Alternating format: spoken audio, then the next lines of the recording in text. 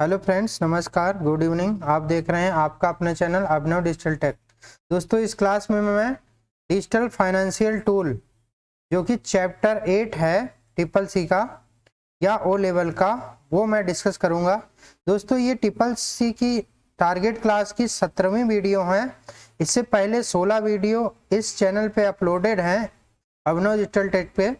जो दोस्त नए व्यूवर हैं उन 16 वीडियो को आप लोग देख सकते हो और आने वाले ट्रिपल सी या ओ लेवल के लिए तैयारी अच्छे से कर सकते हो। तो चलिए स्टार्ट करते हैं।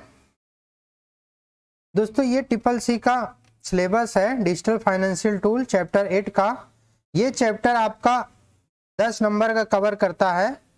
10 मार्क्स आपके मिलेंगे इस चैप्टर से अगर आपने इसको अच्छे से समझ लिया तो दोस्तों, इसमें पढ़ना क्या है वो देख लेते हैं। इंट्रोडक्शन, ऑब्जेक्टिव, मतलब डिजिटल फाइनेंशियल टूल होता क्या है वो समझ लेते हैं। डिजिटल फाइनेंशियल टूल दोस्तों वो होते हैं जो कि किसी वित्तीय लेन देन में सहायक होते हैं, जैसे कि NEFT, RTGS, OTP, e wallet, ये सब क्या होते हैं? डिजिटल फाइनेंशियल टूल्स होते हैं।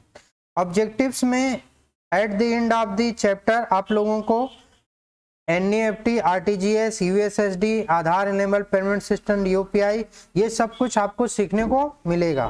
तो दोस्तों, इसमें पढ़ना क्या है? डिजिटल फाइनेंशियल टूल में आपको ओटीपी पढ़ना है, क्यूआर कोड पढ़ना है, फिर उसके बाद यूनिफाइड पेमेंट इंटरफेस यूपीआई पढ़ना है, Aadhaar enabled payment system, USSD, debit card, credit card, e wallet, point of sale, POS, internet banking में आपको पढ़ना है एनईएफटी, आरटीजीएस, आईएमपीएस, और लास्ट टॉपिक है आपका ऑनलाइन बिल पेमेंट। तो इतनी चीज आज आप लोग देखेंगे। तो चलिए देखते हैं। दोस्तों, ओटीपी मीन्स होता है वन टाइम पासवर्ड। इसका मतलब होता है वन टाइम पासवर्ड। ओटीपी एक तरह का आपका पासवर्ड होता है, लेकिन यह कोड एक समय में एक ही बार जनरेट होता है। तो दोस्तों, इसकी सीमा लिमिट होती है कि एक ट्रांजैक्शन में आपको एक ही ओटीपी मिलेगा और वो कुछ मिनट तक वैलिड होगा। आफ्टर दैट वो स्वतः डीएक्टिवेट हो जाएगा। डीएक्टिवेट मतलब वो इनवैलिड हो जाएगा। अगर आप कोई लेन देन करते हैं तो उस समय रजिस्टर्ड मोबाइल पे आपके 6 अंक का ओटीपी सेंड किया जाता है। तो उसको आप ट्रांजैक्शन में ओटीपी को एंटर करते हैं, तब आपका पेमेंट सक्सेसफुल होता है। तो ओटीपी का फायदा क्या होता है दोस्तों? ओटीपी के फायदा से ये होता है कि डबल वेरिफिकेशन जो होता है, डबल ऑथेंटिकेशन प्रोसेस होती है, वो होती है। एक तो आप लॉगिन करते हो, आफ्टर दैट उसमें पासवर्ड एंटर करते हो तो आप लॉगिन हो जाते हो, तो वो हो गया सिंगल ऑथेंटिकेशन। फिर उसके बाद ओटीपी सेंड किया जाता है आपके अकाउंट पे, मतलब आपके मोबाइल पे, रजिस्टर्ड मोबाइल पे। फिर वो ओटीपी को आप वेरीफाई करते हो तो फिर वो ऑथेंटिकेशन हो जाता है। तो ओटीपी जो होता है लेन देन के लिए काम आता है। दोस्तों, ओटीपी 6 अंक का जनरली होता है, लेकिन ये 8 अंक का, एसबीआई की नेट बैंकिंग अगर आप यूज करते हो तो ये आपको 8 अंक का मिलेगा, और कहीं कहीं ये 4 अंक का भी होता है और कहीं कहीं 6 अंक का भी होता है। तो ये वेरी करता है कंपनी टू कंपनी किसके लिए बनाया गया है। और याद रखिएगा, जो ओटीपी होता है आपका, ये अल्फा न्यूमेरिक भी हो सकता है। इसका मतलब अल्फाबेट भी यूज होंगे और उसमें नंबर भी यूज होंगे, जैसे 1 2 3 ABC, इस तरह का भी हो सकता है। कुछ ऐसी कंपनियां हैं जो अल्फा न्यूमेरिक ओटीपी भी भेजती हैं। तो ओटीपी के बारे में आप लोग को इतना पता होना चाहिए। नेक्स्ट क्वेश्चन देखते हैं हम लोग। Quick response code. दोस्तों, ये आपका जो इमेज बनी हुई है ये क्यूआर कोड की इमेज है। इसी को क्यूआर कोड कहते हैं। इसका फुल फॉर्म होता है क्विक रिस्पांस कोड। तो दोस्तों, इसका आविष्कार जो हुआ था, डेंसो वेब एक कंपनी है, जापान की कंपनी है, इसने इसको फर्स्ट टाइम बनाया था। और ये क्या करता था, जो उसकी कार मैन्युफैक्चर होती थी उसकी वो टैगिंग करता था, मतलब उसको उस पे नाम लिखता था कि ये 1 2 3 4 ऐसे ही टैगिंग करता था। उसके बाद उसके बाद फिर ये पॉपुलर होने लगा। अब यहाँ तक आ गया कि ये दोस्तों आपका पेमेंट में भी यूज होता है और भी बहुत जगह पे हर डिपार्टमेंट में एक्सेप्ट किया जा रहा है, ये बनाया जा रहा है। आप अपने मोबाइल नंबर का भी क्यूआर कोड बना सकते हो, उसको कोई स्कैन करेगा, डायरेक्ट आपका मोबाइल नंबर डायल लिस्ट में आ जाएगा। तो दोस्तों क्यूआर कोड के बारे में आप लोग इतना याद रखेंगे कि ये आपका 2 डायमेंशनल होता है। ये क्या होता है? 2 डायमेंशनल कोड होता है, जिसको आप इनबिल्ड कैमरे में एक मोबाइल में, एंड्रॉयड मोबाइल में एक स्कैनर होता है, उसकी सहायता से आप उसको स्कैन कर सकते हो। और दोस्तों ये पेमेंट यूपीआई वगैरह में भी इस्तेमाल होता है। और इसके बारे में याद रखेंगे आप लोग कि ये कितने डेटा स्टोर कर सकता है। तो याद रखिएगा 7089 डिजिट अंक जो होते हैं, आप डिजिट जो है स्टोर कर सकते हैं इसमें 7089। और ये भी याद रखिएगा आप लोग 4296 करेक्टर, 4296 करेक्टर आप इसमें स्टोर कर सकते हो। इसका मतलब आप कुछ लिखना चाहते हो तो 4296 इतने लिख सकते हो। अगर आप 1 2 3 लिखना चाहते हो तो 7089 इतना आप लिख सकते हो। इतनी जानकारी आपको होनी चाहिए। तो ये रहा आपका क्यूआर कोड। क्यूआर कोड बहुत जगह अब इस्तेमाल होता है, आप लोग हर जगह देखते हो। नेक्स्ट क्वेश्चन देखते हैं हम लोग, नेक्स्ट कॉन्सेप्ट देखते हैं हम लोग। अब नया डिजिटल फाइनेंशियल टूल है दोस्तों यूपीआई। यूपीआई की शुरुआत 11 अप्रैल 2016 को एनपीसीआई द्वारा किया गया था। उस समय आरबीआई के, रिजर्व बैंक ऑफ इंडिया के गवर्नर थे आर गोविंद राजन, रघुराम गोविंद राजन, डॉक्टर रघुराम गोविंद राजन थे। इनके कार्यकाल में ये यूपीआई आया था।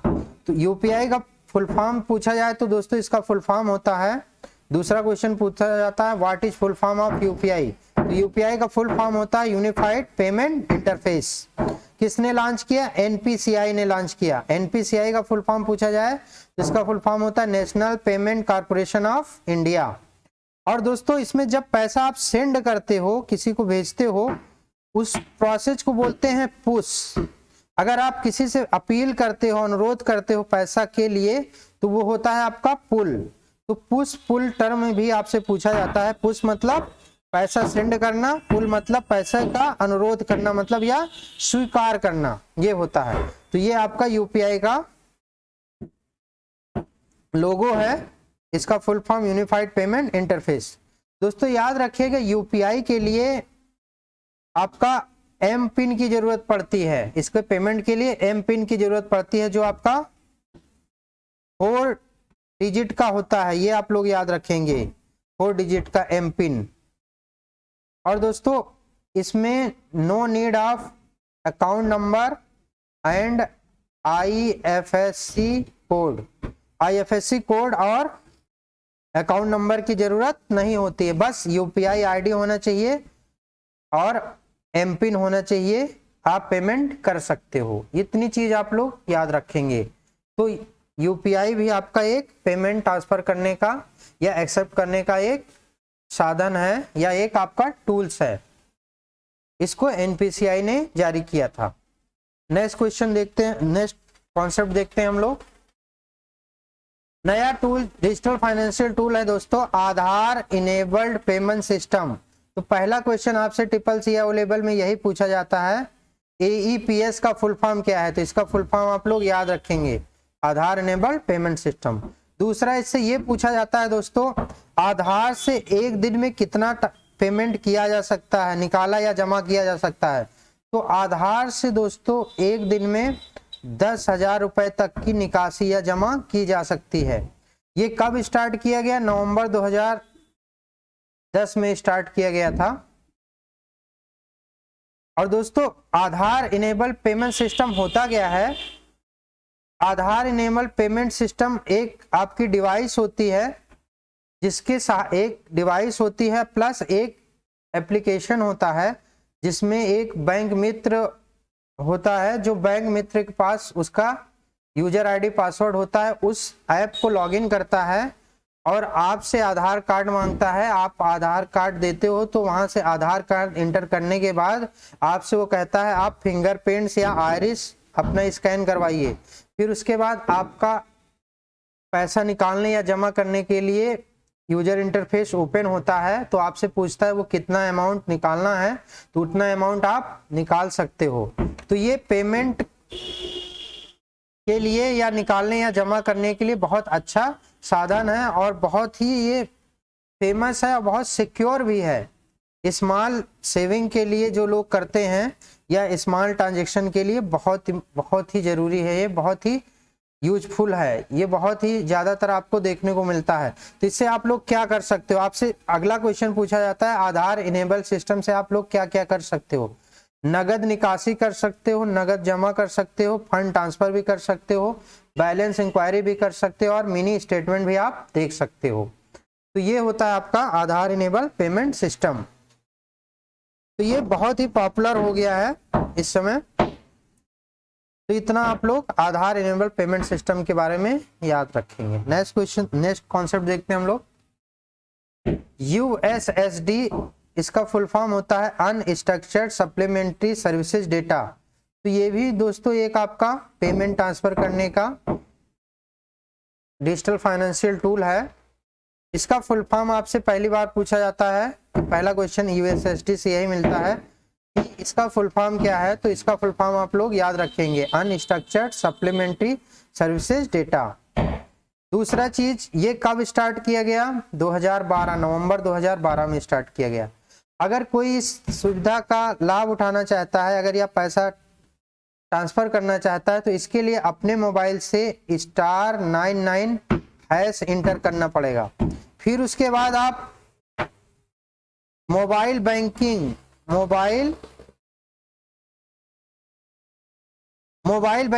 आपके अकाउंट पे एक्टिवेट होनी चाहिए।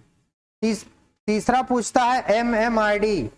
MMID दोस्तों 7 डिजिट की होती है, 7 डिजिट की होती है, ये आपसे पूछा जाता है। MMID का फुल फॉर्म होता है मोबाइल मनी आइडेंटिफायर। फिर उसके बाद 4 अंक का आपके पास पिन होना चाहिए, मोबाइल पिन होना चाहिए 4 डिजिट का। तो दोस्तों एम पिन का फुल फॉर्म होता है मोबाइल पर्सनल आइडेंटिफिकेशन नंबर। ये क्वेश्चन आपसे पूछा जाता है। और एक दिन में आप इससे पैसा 5,000 तक ट्रांसफर कर सकते हो और साल भर में आप 50,000 रुपए यहाँ से पैसा ट्रांसफर या जमा या निकासी कर सकते हो, लेन देन। तो इससे इतने क्वेश्चन बनते हैं आपसे। इसका फुल फॉर्म कब स्टार्ट हुआ, इसके लिए कोड क्या होता है, MMID का फुल फॉर्म क्या होता है और वो कितने डिजिट का होता है, एम पिन क्या होता है, कितने डिजिट का होता है, और यूएसएसडी की एक दिन में पेमेंट जो हो सकती है आपसे 5,000 तक की हो सकती है और साल भर में आप 50,000 तक कर सकते हो। तो आई होप आपको वीडियो अच्छा लगा होगा। तो दोस्तों अगर आप अभी तक आपने चैनल सब्सक्राइब नहीं किया है तो प्लीज़ चैनल को सब्सक्राइब करें और अपने और दोस्तों तक चैनल को पहुंचाएं, जिससे वो लोग भी CCC या O लेवल आसानी से क्लियर कर सकें। नेक्स्ट कॉन्सेप्ट देखते हैं हम लोग। अगला टॉपिक है credit card and debit card. तो दोस्तों क्रेडिट कार्ड और डेबिट कार्ड से क्या क्वेश्चन बनता है वो देखते हैं हम लोग। पहली बात, क्रेडिट कार्ड जो होता है आपका सिंपली एक आपका कार्ड्स होता है जो आपका ATM कार्ड जैसे ही होता है। इसमें आपके 16 डिजिट के अंक होते हैं, 16 डिजिट का ये इसमें प्रिंटेड अंक होता है, जो होता है 16 अंक होते हैं। पहली चीज आपसे पूछी जाती है। और इसका जो पिन होता है क्रेडिट कार्ड डेबिट कार्ड का पिन जो होता है आपका 4 डिजिट का होता है, जिसको आप ATM मशीन में या POS मशीन में इंटर करते हो। तीसरी चीज आपसे पूछी जाती है, ये जो बैक साइड पे ये 3 डिजिट होते हैं, इसको CVV कोड बोला जाता है, कार्ड वेरिफिकेशन वैल्यू या कार्ड वेरिफिकेशन वैल्यू। तो ये भी आपसे पूछा जाता है। तो ये 3 डिजिट का होता है। और चौथी चीज, क्रेडिट कार्ड जो डेबिट कार्ड होते हैं दोनों देखने में तो एक जैसे लगते हैं, बस इसमें डिफरेंट होता है। क्रेडिट कार्ड क्या होता है दोस्तों, इसमें आप कुछ लिमिट तक पैसा नेगेटिव में निकाल सकते हो, जबकि डेबिट कार्ड से पैसा सिर्फ जितना अकाउंट में है उतना निकाल सकते हो। अगर आपने क्रेडिट कार्ड इशू करवा रखा है तो आपकी बैंक जितने क्रेडिट कार्ड जितने लिमिट तक की बनाई है उतने लिमिट तक का आप नेगेटिव में पैसा निकाल सकते हो। एक तरह से बैंक से आप उधार ले सकते हो और उसको फिर दोबारा जमा कर सकते हो। तो ये होता है आपका क्रेडिट कार्ड और डेबिट कार्ड। तो इतनी चीजें आपसे पूछी जाती हैं। और debit card credit card print करने की कुछ कंपनियां हैं, जैसे वीजा है, मास्टर कार्ड है, तो इनको भी आप लोग याद रखेंगे। तो ये रहा आपका credit card and debit card, इतनी चीज आप लोग याद रखेंगे। नेक्स्ट क्वेश्चन देखते हैं हम लोग।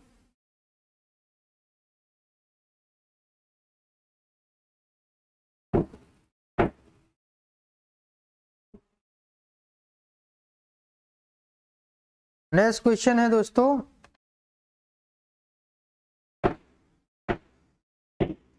E wallet. ये भी बहुत पॉपुलर डिजिटल फाइनेंशियल टूल है। ई वॉलेट एक डिजिटल बटुआ है जिसका उपयोग इलेक्ट्रॉनिक्स ट्रांजैक्शन के लिए किया जाता है। तो ये आप लोग याद रखेंगे। नेक्स्ट क्वेश्चन देखते हैं हम लोग।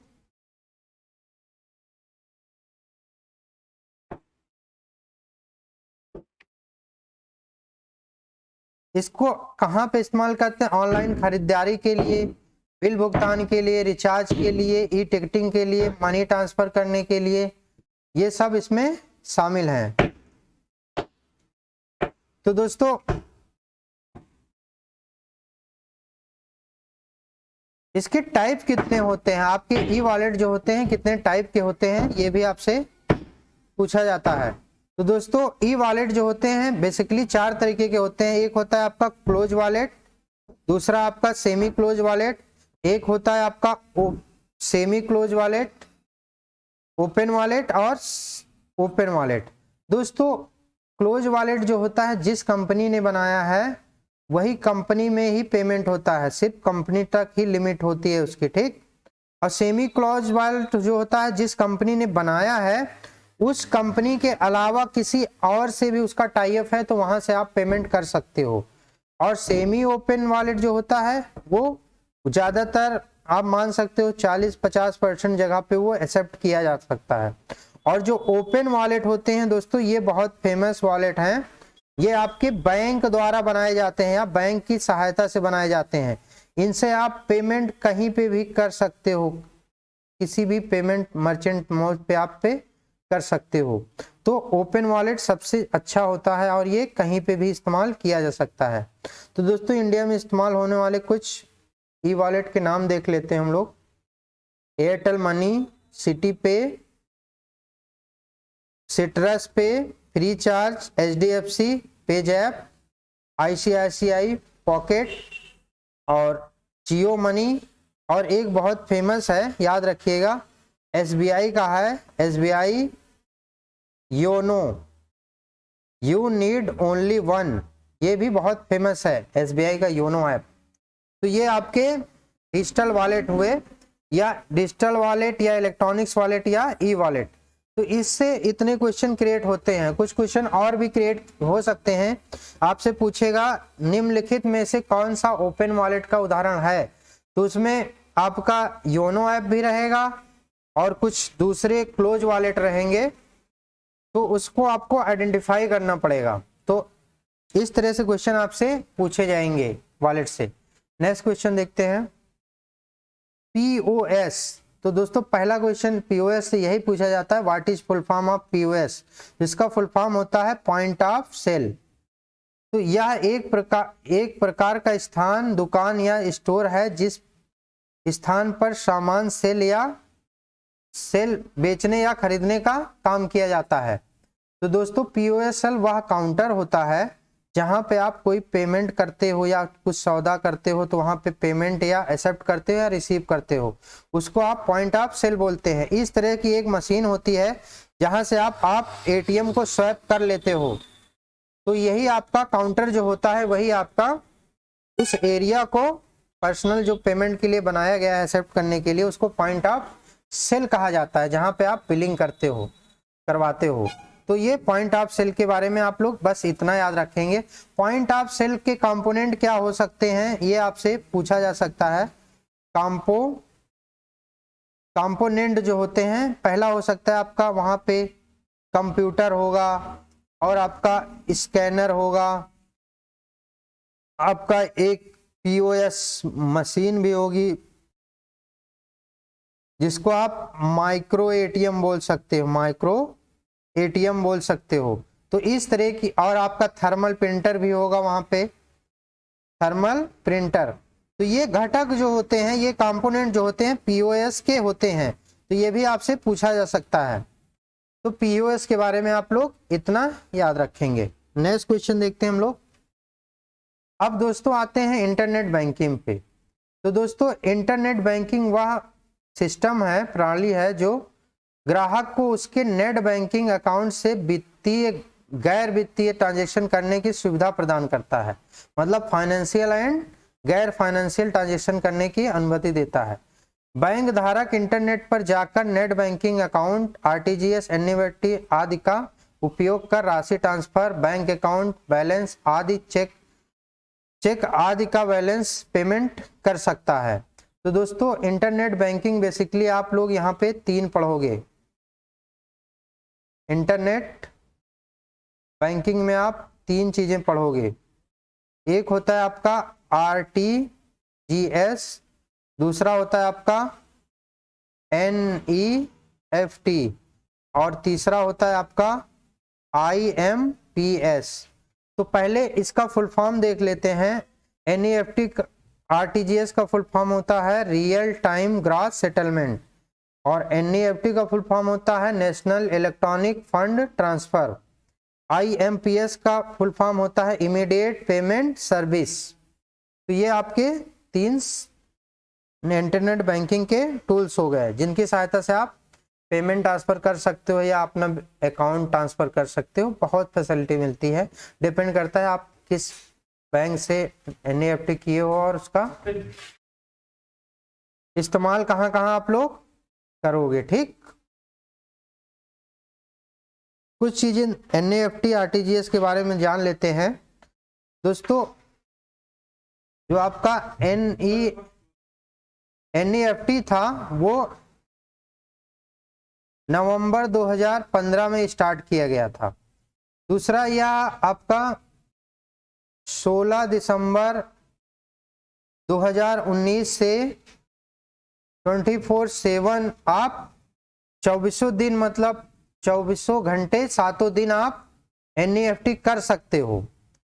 तीसरी चीज आपको ये याद रखना चाहिए कि एक बार में आप 10 लाख रुपए का ट्रांजैक्शन कर सकते हो। पर ट्रांजैक्शन 10 लाख एनईएफटी से किया जा सकता है और इसकी मिनिमम लिमिट है, एनईएफटी की मिनिमम लिमिट जो होती है दोस्तों 1 रुपए होती है और मैक्सिमम लिमिट कोई लिमिट नहीं है। मैक्सिमम लिमिट नो लिमिट, याद रखिएगा, no maximum limit, no maximum limit. इतनी चीज आप लोग याद रखेंगे। ये आपका एनईएफटी से रिलेटेड है। और दूसरा दोस्तों इसकी टाइमिंग जो होती है, इसकी टाइमिंग मतलब ये पैसा जो होता है हाफ एयरली 1/2 आवर्स मतलब आधे घंटे पे ये आपके अकाउंट में सेटल होता है। इतनी चीज आप लोग एनईएफटी के बारे में याद रखेंगे। इसका full form national electronics fund transfer November 2015 में आपका शुरू किया गया और ये 2016 दिसंबर 2016 से ये 24/7 आप एनईएफटी कर सकते हो।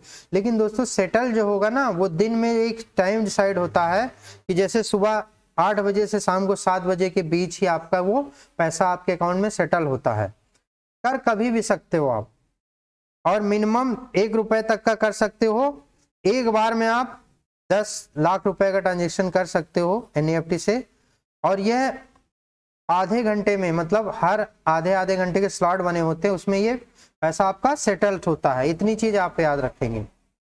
आरटीजीएस के बारे में देख लेते हैं हम लोग। आरटीजीएस तो दोस्तों इसका फुल फॉर्म होता है रियल टाइम ग्रॉस सेटलमेंट। अगर इसमें पहला क्वेश्चन यही बोला जाता है, इसमें पूछा जाता है आपसे मिनिमम लिमिट क्या है आरटीजीएस करने की, तो 2 लाख रुपए आप मिनिमम कर सकते हो। अगर मैक्सिमम लिमिट आपसे पूछा जाए मैक्सिमम कितना ट्रांजेक्शन कर सकते हैं, तो इसकी नो लिमिट, कोई लिमिट नहीं हो सकती है। और अगर आपसे ये पूछा जाए कि ये कब स्टार्ट होता है, ये 7 बजे से शाम को 6 बजे तक ये आप कर सकते हो।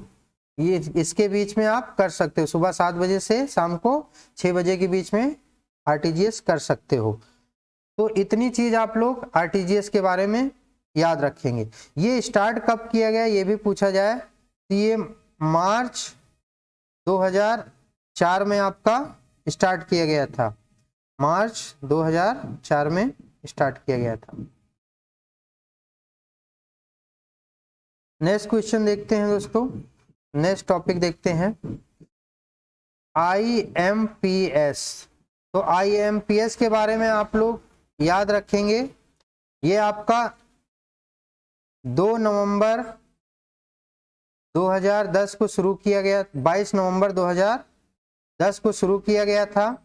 इसकी मिनिमम लिमिट की बात करें, मिनिमम लिमिट इसकी होती है 1 रुपये और इसकी मैक्सिमम लिमिट बैंक निर्धारित करता है कि IMPS कितना भेज सकते हो, मैक्सिमम लिमिट।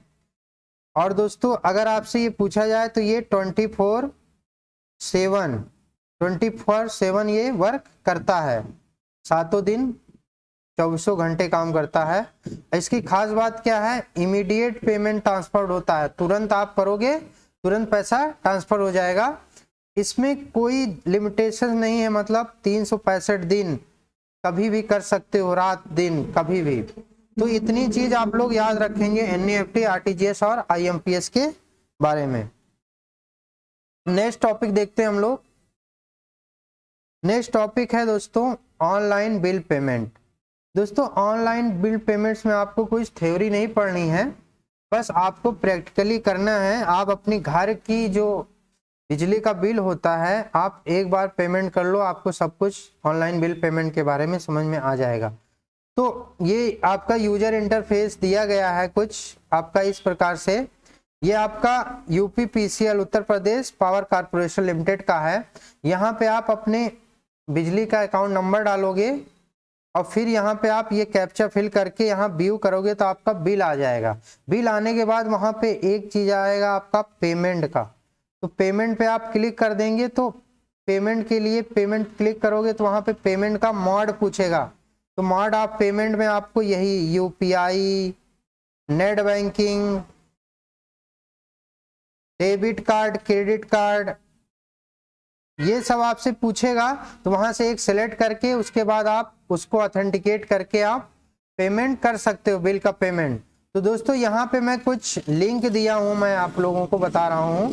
ये आपका mobikwik.com है, यहाँ से भी आप अपना बिल पेमेंट कर सकते हो। freecharge.in है, यहाँ से भी आप बिल पेमेंट कर सकते हो। billdex.com है, यहाँ से भी आप बिल पेमेंट कर सकते हो। भारत बिल पे बहुत फेमस है, इससे भी आप कर सकते हो। paytm.com है, यहाँ से भी आप बिल पेमेंट कर सकते हो। और UPPCL online.com जो ये इंटरफेस है, यहाँ से भी आप बिल पेमेंट कर सकते हो। तो और भी बहुत ढेर सारी ऐप्स हैं, वेबसाइट हैं, जहाँ से आप अपने घर की बिजली का बिल या वाटर का बिल जमा कर सकते हो। तो दोस्तों आई होप आपको वीडियो अच्छा लगा होगा।